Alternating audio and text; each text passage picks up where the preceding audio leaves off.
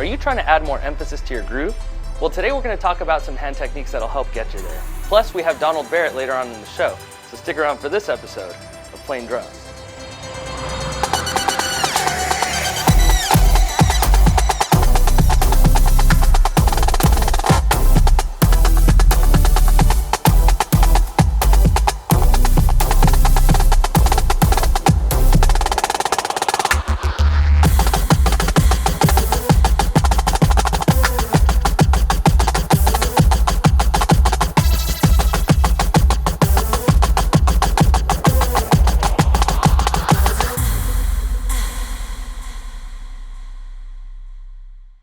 Hi, and welcome to the second episode of Playn Drums. My name's Dave, and today I'd like to talk about downstrokes and upstrokes.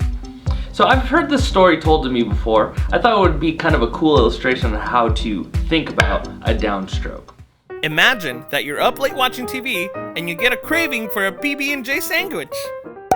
You realize that you don't have a knife because all your knives are broken from ninja practice.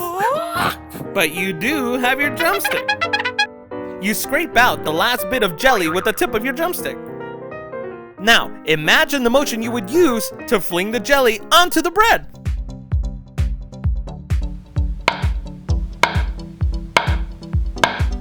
That's how we're going to approach downstrokes. Downstrokes are merely strokes that stop in a downward position.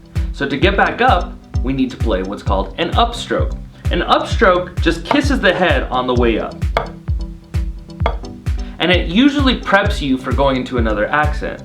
So for example, if I were to play tap going into an accent, I would use an upstroke to get to that accent.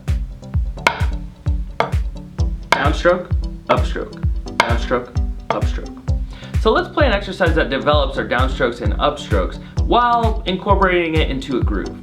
I'm gonna play one bar of eighth notes off the right hand, going downstroke, upstroke, upstroke, and then repeat it off the left.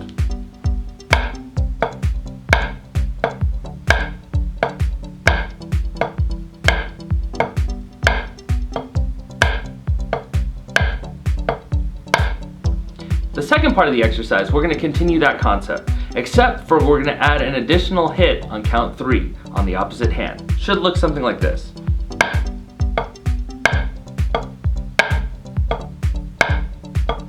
1 and 2 and 3 and 4. Let's switch. 1 and 2 and 3 and 4 and 1 and 2 and 3 and 4. Now I don't know about you, but I like practicing the music. So let's play this along to another one of my favorite practice tracks. Here we go.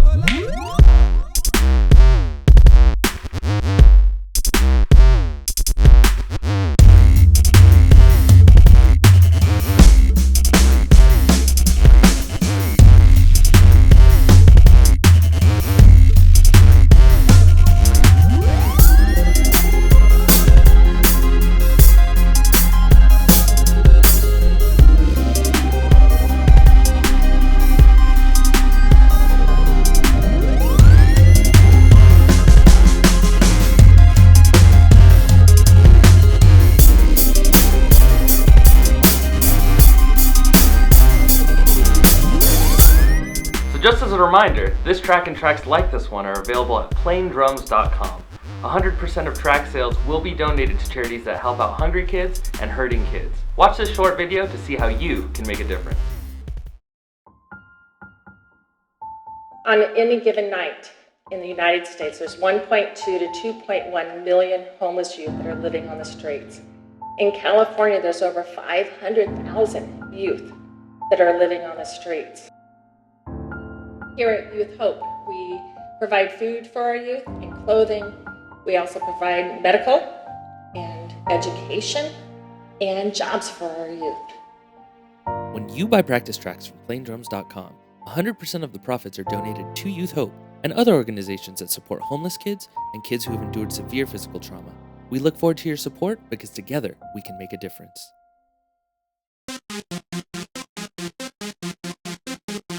Hey guys, welcome back. Please welcome Barrett. Woohoo! Yeah, man.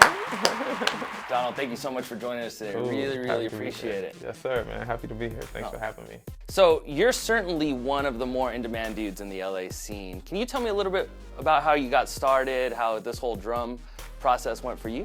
Yeah, I mean, I started like a lot of drummers really young at the age of 4.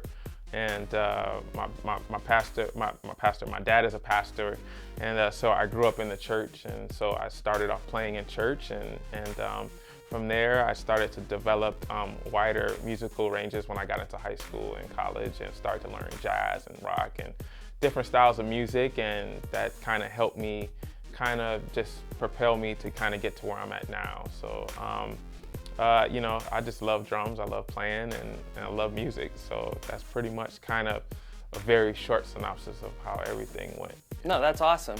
You know, a lot of the working guys out there, they have similar stories. They grew up playing in the church or at school, whatever.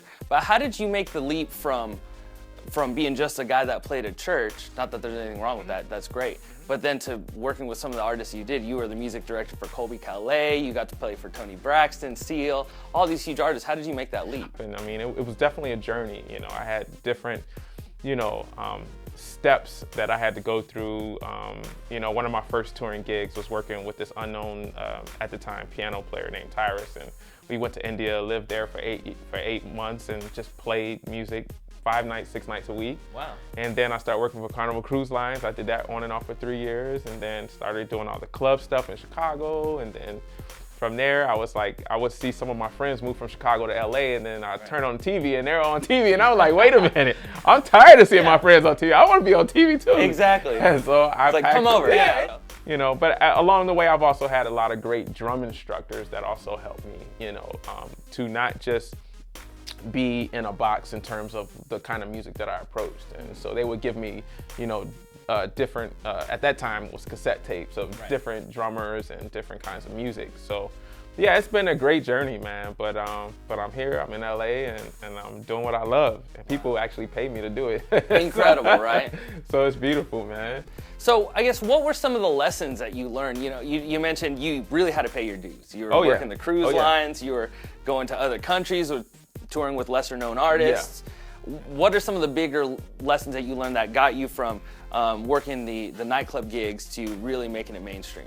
I mean, one of the biggest lessons I had to learn was groove, man. I learned groove and playing behind a singer. I mean, that was it, you know. A lot of times when you're practicing in your basement, or in Chicago we got basements, so when I was practicing, a lot of times you practice by yourself and you have this idea of what it's going to sound like when you hit the stage, but you're not playing with other musicians. So I had to learn the true transition from, you know, and I always play with jazz bands and stuff like that, but never just like once you hit that club circuit and you hit that professional circuit, like learning how the little ins and outs, you know, of how to, you know, dynamics, and learning how to follow the band leader. And so, you know, there was so many lessons, you know, but groove was one of the biggest lessons. And it takes as much time to learn how to do that as it does to learn how to play all the chops and stuff. Oh, that's awesome. See, this is the kind of stuff that drummers out here, especially younger drummers out here in the LA scene, this is the kind of stuff we need to know. Yeah. A lot of guys really focus on the chops, right? And I see a lot of videos out there that are great. They're great at what they do, but it's, hey, check out this lick. Hey, check out this cool pattern. Hey, check out this blah, blah, blah. But we don't really focus on the things that are gonna get you hired, you know? So, all right, Donald, so you're the guy that's all around touring with everybody. What are some of the new projects you're working on? New projects I'm working on is, I worked with Colby Calais for 3 years, which was my last kind of pop artist. I juggled between Colby Calais, George Benson, and Tony Braxton. And just recently I stepped down from the Colby Calais gig just to be home with my family and to do more around town. I've been touring for the last 12 years or so straight and not really playing around town much, so I just really wanted to get into the session world. So I've been doing that a lot lately. So one of the new projects that I'm working on is a new movie called Birth of a Nation. So I just saw about that. Yeah, so it's coming out, I believe it's October 7th. So I did some drumming on there, a friend of mine who produced some amazing music on there. And then Jerry Seinfeld has a new show. I just got called to, well, I've been recording music for his new show. It's called Cars and Coffee, and it's fun. So just recording cues and stuff like that. And then also heavily into producing. So music supervising a new movie that's getting ready to hopefully finish up so we can finish the music for. It's a new Frank Sinatra movie, so I'm kind of keeping hush-hush on it, but I'm music supervising This Frank and Sinatra playing movie it. that does not yet exist. Does not We can edit that out. Don't even worry about that. Cool. You didn't even say that. All right, yeah, I didn't say that. All right, so the way we like to end our interviews is with a fast 5. So I'm just gonna shoot 5 questions off. go, Give me man. the first answer that comes to your head. Let's All right? go. Yeah. All right, Donald. So who's a new drummer or a drummer that we should be checking out right now? I mean, there's a few guys. I mean, one of my good friends, Tony Royster, who is not really, I call him young, but I mean, he's always been a phenom. There's so many. I'm sorry, man. I'm like, All right. I'm We'll like, put a hey, pin in come that back, one. Yeah. come back to me. Sure. Hey, come back to me that on the last one. You got it. All right, if you could add one thing to your playing, what would it be? It would be just to relax more. Love it. Yeah. All right, what's your favorite city? Chicago. That's where I'm from. I course. can't, LA. LA, I know. Me and my wife get into it all the time because she's from San Francisco and I'm from Chicago. Chicago's the most, is like the best city in the world, as far as I'm concerned. I was just there last week, and actually, it left a good impression. Yeah, it left a good LA impression. all the way, But Chicago was pretty nice. Chicago, I hands down. All right, so Mr. Chicago, what was the best thing you've eaten in the last month? The best thing or the worst thing? What was the best thing? I mean, usually the best things are the worst things for you. That's true. There you go.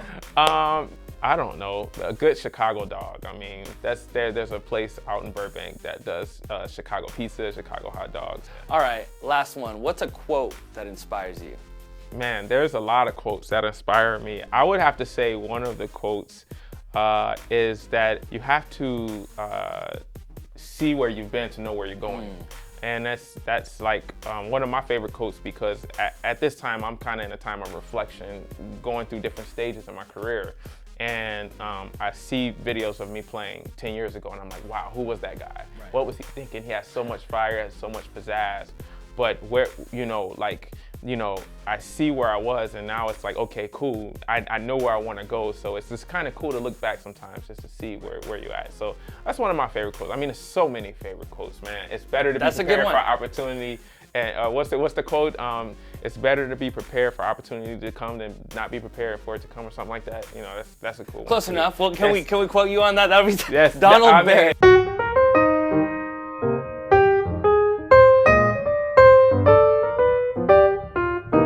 Well, thanks, Donald. Like I said, we really, really appreciate your time. Cool, man. And hope to have you back, man. Yes, sir, man. Anytime, man. Thank you. Yes, sir. So, guys, we just want to remind you to visit PlaynDrums.com. 100% of tracks sold on Playn Drums will be donated to charities that support hungry and hurting kids. This is Dave Natal reminding you that amazing doesn't come from your hands, amazing comes from your heart. We'll see you next time on Playn Drums.